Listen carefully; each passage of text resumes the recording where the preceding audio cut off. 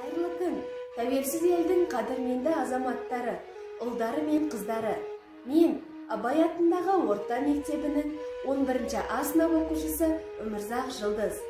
Алғырлығы мен көріктілігі, ептілігі мен тектілігі, батылдығы мен өжеттілігі қатар жүретін, әрі бірегейі сөз бастаған шешен, ел бастаған көсем, саңлақ саясаткер, әлемдік деңгейде өзіндік орны бар қажырлы мемлекет қайраткері, Қазақстан Республикасының тұңғыш президенті күніне ұйымдастырылып отырған челленджді Христаков орта мектебінен қабылдап алып, Мәметова атындағы орта мектебіне жолдаймыз. Нұрсұлтан Әбішұлы Назарбаевқа арнау.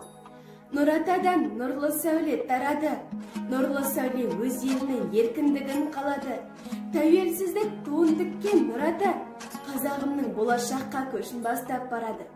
Ару қала, арман қала Астананы тұрғызып, бар әлемнің бетін соған бұрғызып, танытты да табынты ғой әлемге, көшесімен дейлі елдің өкілдерін жүргізіп. Ұлт достығын тоғып ұстап жоғары, жұртым десе жүрегі жиі соғады, күн-түн демей халқы үшін еңбек еткен басшыға ризашылықпен әрқашанда тағзым етер қоғамы. Аман болшы Нұрата елің үшін, аман болшы көл дария жерің үшін. Сіз салған сара жолды жалғастырып, рахмет айтамыз бізге төккен теріңіз үшін. Қазақстан, байтақ елім, кең далам, заңғар таулар, шалқар көлдер, көп қалам. Келешекте мәртебесін биіктетер сол елдің, жұлдыз қызың мен болам.